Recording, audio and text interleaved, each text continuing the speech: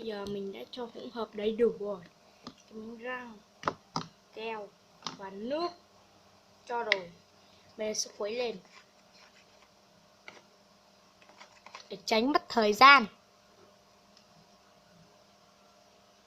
Cho dung dịch ra miệng nha. Đổ vào đây.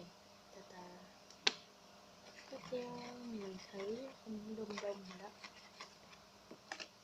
Tiếp theo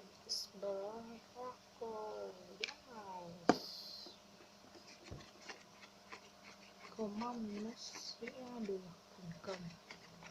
Được rồi lên.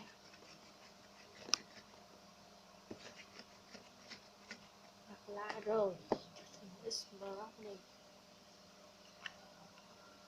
Sợ con vừa ra hòn. CD pha không sao cả. Wow.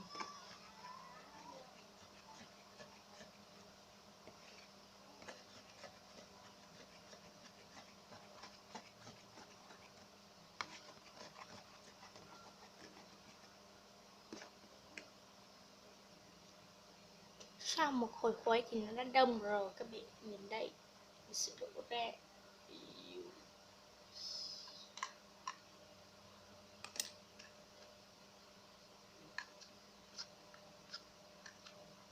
Đó, nhồi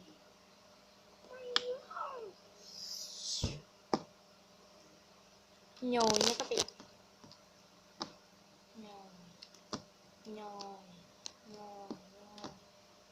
Đây thành quả của mình, trời quá cực kỳ đẹp luôn.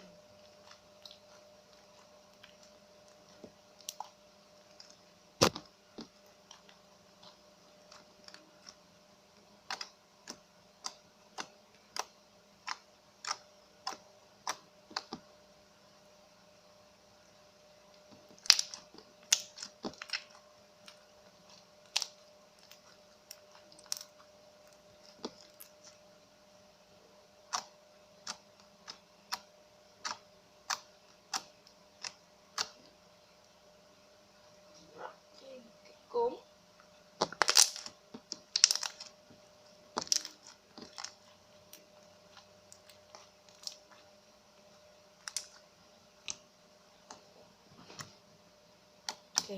cây